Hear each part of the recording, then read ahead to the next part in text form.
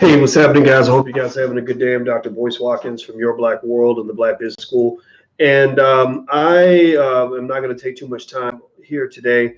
I wanted to give you guys a briefing on something that I just read that I think will be of interest to you guys. I know a lot of you are sports fans, and a lot of you are also financial fans, and you're fans of Black people and Black athletes.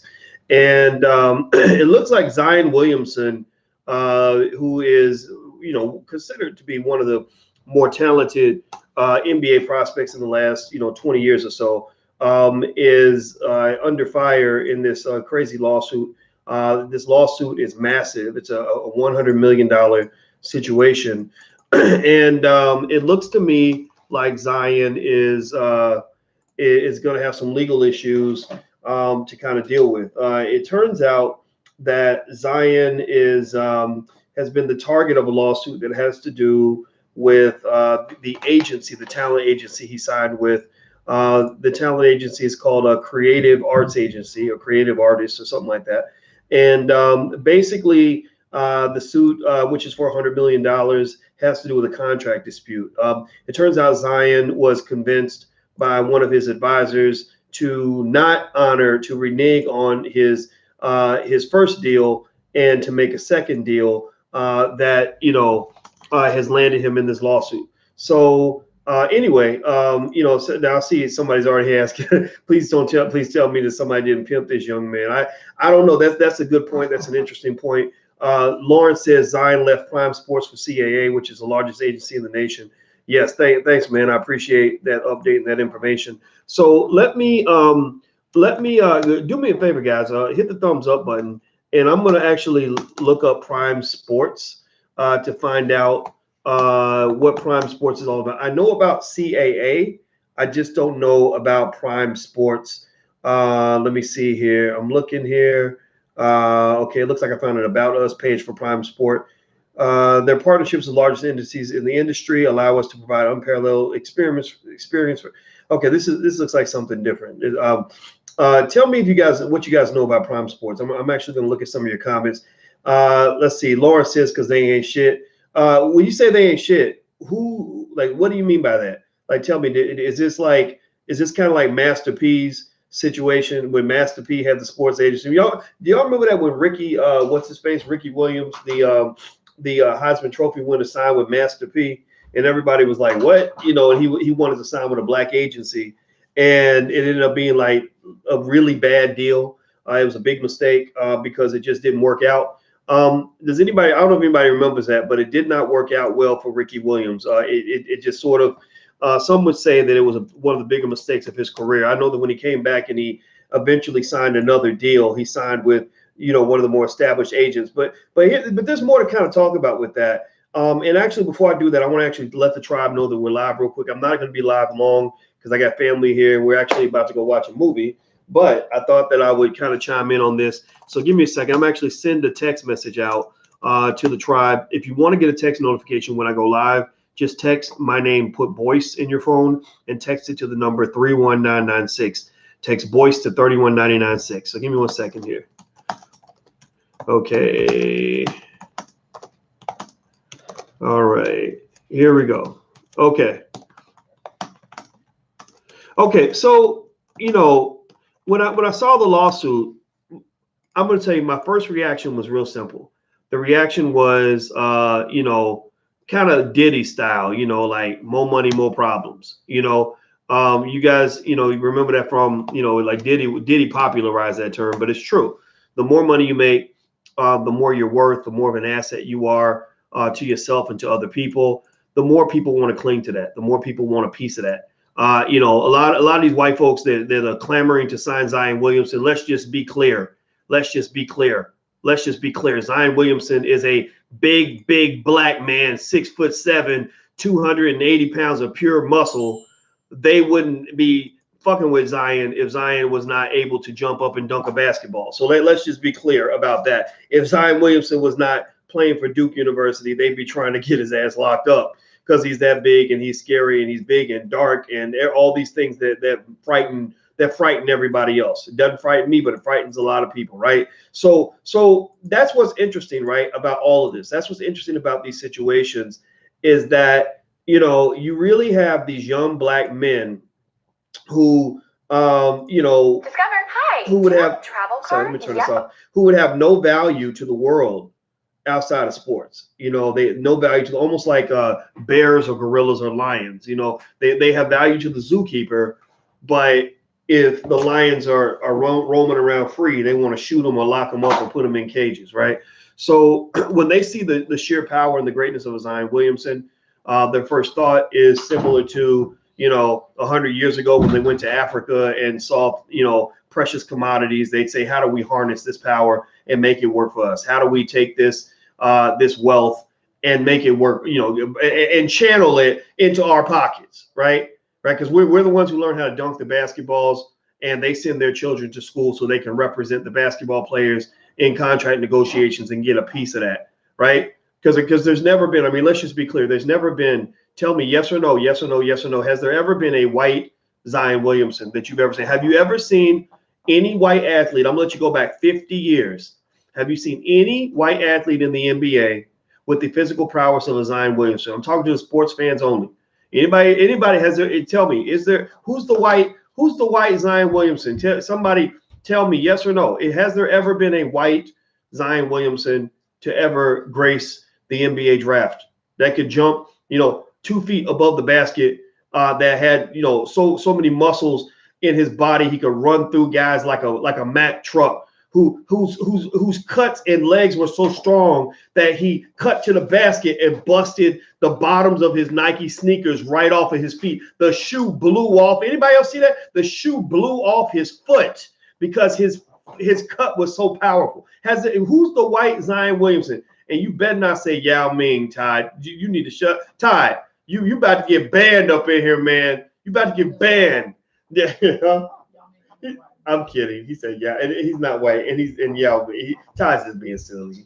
Ty, stop playing. Quit playing, Ty. Quit playing.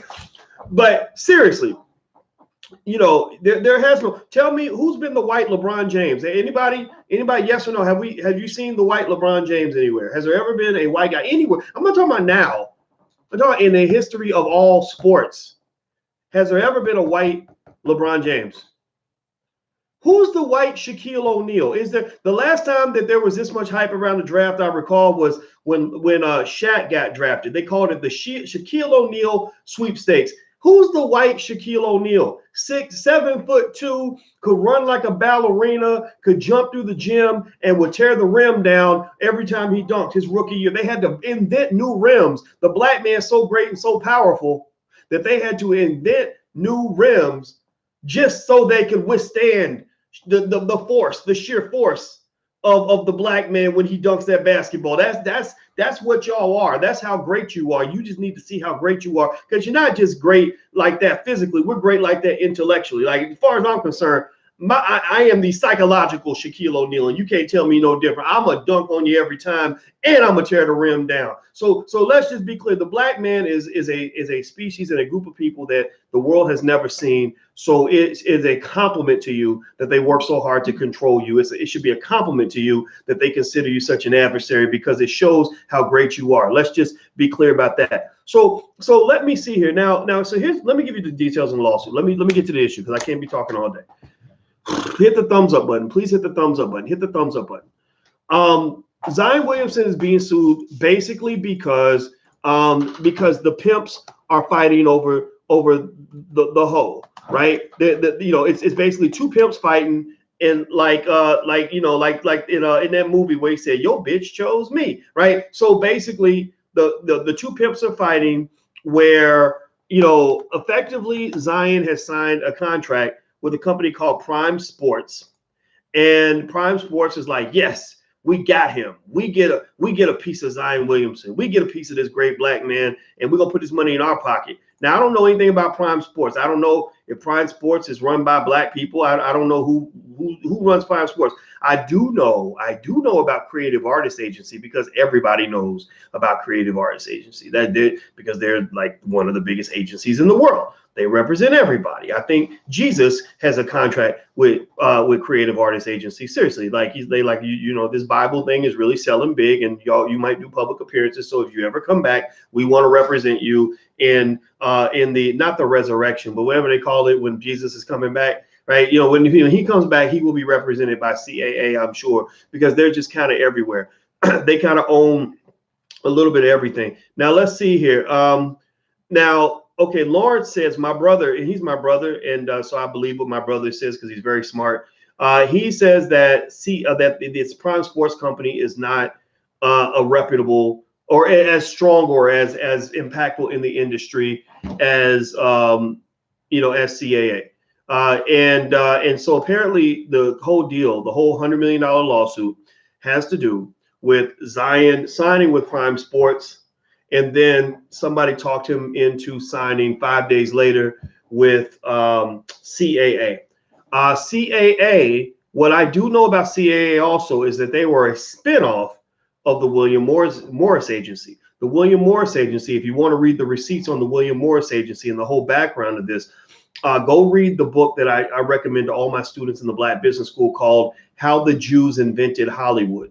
It's written by a guy named Gable. I think his last name is Gable. It's not anti-Semitic, so this is not what this is about. This is about understanding game and how empires are built, how industries are created, and it gives the whole history of how the William Morris Agency, spun out of the Jewish community as a power play, and then the CAA agency was a spinoff of William Morris. Right, so it's like a remix, right? So kind of like how I don't know, Russell Simmons discovers Curtis Blow and Run DMC and LL Cool J, and then you have artists that come out of LL or whatever. Other artists come up out of Def Jam because LL brings that person in, and then Biggie is connected to Diddy, and then you have these spinoffs, right? So CAA is kind of a spinoff of the William Morris Agency, and they're very, very powerful. They represent lots and lots of people, particularly lots of black people. And if you're black and you piss them off, then you're going to go down. In fact, I'm not really sure, but when Terry Crews was talking about the agent who grabbed his balls or whatever it was, where he just cowered up like a little girl and said that it hurt his feelings and he didn't do anything, even though he's like 245 pounds. I think that was it. The guy might have been with CAA or William Morris or one of those agencies, because they got so much power they can go grab black men by the pussy and they won't do nothing. Seriously, I use that term deliberately because I'm gonna tell you, you grab me anywhere on my body and you ain't got my permission, you're gonna get beat up. You're going to get knocked down. And the idea that a man would be that afraid to retaliate and to respond in the moment is a very scary thing. It's very, very sad. It's very, very sad. So here's the thing. These people kind of control the entertainment space. They control a lot of athletes. They control a lot of guys like the Zion Williamses, and I guess it is what it is. And so the lawsuit was actually a response to a preemptive lawsuit I think Zion filed against Prime Sports, saying that the contract was invalid and all this other stuff. But honestly, I'm simple in the sense that I believe if you make a deal, if you make an agreement, you stick to your commitment. I do believe in that. So I'd be curious to know what it was that led Zion to sign a bad contract in the beginning. What was it that caused you to make one commitment and then break it and make another commitment? I would wonder if there's any remorse that he has or any sort of sadness he feels that he has to appear to be somebody who reneges on a commitment like that. But then again, there may be good reason for that. But if there's not a good reason for that, then that's kind of an issue, right? That you're saying, I'm going to sign with you, and then you just 5 days later just sign with somebody else. That's not cool. But here's a deeper issue. Here's the more deeply embedded issue in all of this. And y'all know where I'm going with this. These are our athletes. These people come from our community. These are our people. These $100 million, $1 billion assets, those are ours. That's like going to Zambia or somewhere and you find a gold mine. That gold is buried in Zambia. That's Zambian gold. That's, you go to Nigeria, that's Nigerian oil, right? These athletes They came from the Black community. They come from the African American community. They come from our culture. They come from our experience. They come from our neighborhoods. You know, the reason they're having reparations conversations on Capitol Hill is because these athletes are a product of the pain and intensity and the struggle that our people have gone through since we got off of slave ships. They're a product of the breeding farms where they would take the biggest, strongest slaves and force them to have, you know, to make babies even when they don't want to. Right. They like, you know, that's where you get these super athletes from. They won't say it, but that's what it is. That's what it is. We are a super species that, you know, in certain ways, our struggle has created the greatness that we have that's unmatched by anybody else in the world. And so what I have to say that really bothers me on this, and this is the thing I'm just going to, you know, kind of, this is my key point on this, is that I don't understand why every Black athlete and entertainer has to go sign up to be managed and controlled by somebody who's not in your damn community. Because those sons of bitches wasn't trying to sign your ass when you was broke in the hood eating fried bologna sandwiches at your grandmama's house. They didn't want nothing to do with you when you was ashy, sitting on the corner and couldn't even buy a box of Popeye's chicken. They don't want nothing to do with you and your little cousin them and everybody else that's been, you know, holding out and hoping and investing in you to hope that you're successful. They don't want none of that. They want to skim from the top. They want to do a Jackie Robinson on your ass, and they want to take the best out of our community and leave everything behind. That's why most of these athletes, most of the Zion Williamses and everybody else they're going off to Hollywood and in this weird culture with this weird Hollywood stuff. They have an oversupply of weirdos and child molesters and drug addicts in Hollywood. It's a debaucherous, horrific place. It's a crazy place. That's why they're trying to honor Roman Polanski because that shit's normal to them. So you're being sucked away to all of this nonsense, making you think you're better than everybody else. But the reality is that those people did not build you. Those people did not pour into you. Those people are not the ones who made you. And I don't care how much double and triple talk you give me. I don't care how much you explain, well, you know, doc, you know what really the reason that he has to sign with CAA is because they have connections in the industry that allow him to monetize his value in a more effective way. No, stop it. Just stop it. Shut up. Just shut up. In fact, shut the fuck up, because I need you to just be quiet for a minute. You can't tell me that there's not any Black agents that can't represent Zion Williamson. You can't tell me that there's no Black agencies and lawyers and managers that can't manage Zion Williamson. You can't tell LeBron, give LeBron props. Give him a digital round of applause, because LeBron, the last I checked, like that's a Nipsey Hussle song. It's a really good one. The last I checked, LeBron was surrounded by Black men.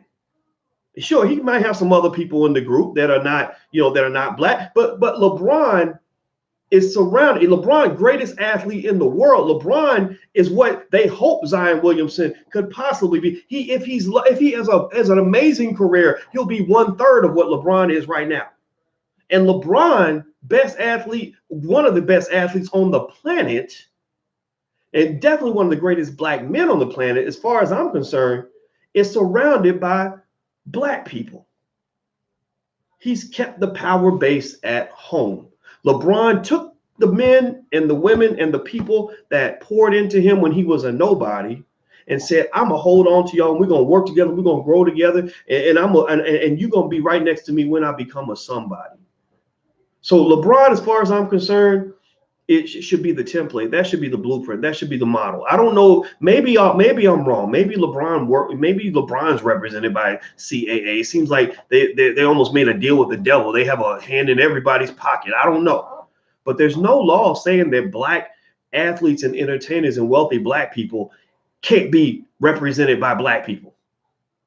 You got to learn how to keep your wealth at home and make them come get you. Stop going over there to go get them. Stop going. You the one that's got the power. You're the one that's breeding these great athletes. The Black mother is the only woman on the planet whose womb is so powerful that she's producing these superhumans that are going out here and conquering the world. So why they should be coming to your neighborhood to be next to you? You should not be going to their neighborhood to be next to them. So when I see LeBron in this situation, or not LeBron, excuse me, Zion in this weird situation where he's now in the middle of this crazy lawsuit, $100 million lawsuit, because they fighting over him and somebody talked him into reneging on a contract so he could go sign with CAA like everybody else in the world.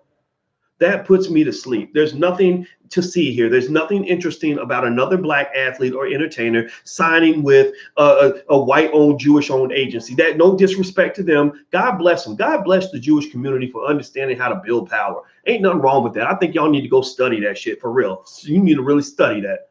You need to really study that, because they figured out how to take, how to be average people who achieve extraordinary power, where you figured out how to be extraordinary people who've achieved below average power. So they going this way, you going that way, y'all going in opposite directions. Okay, we're experts at taking a lot and turning it into a little, and it sounds like they're pretty good at taking a little and turning it into a lot.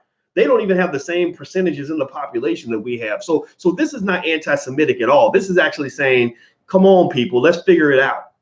So that's it. I don't have much else to say. I'm not even yelling about Zion. I'm not dissing him. This ain't no hate. He's a kid. He don't know. He's 18, 20, 19, and whatever age, whatever age it is, he don't, he's still a baby. As far as he's just a big ass baby, but he's a baby, right? But he needs advisors with a mind like mine. I don't need to be the advisor. I don't really care about that. This is not a Boyce Watkins power play. But you need somebody who thinks that way, who's going to be in your ear, who's going to make sure that you bring in the power back to your people and not letting other people just eat off of you until you can't play basketball no more. And then they throw you to the side and they find somebody else.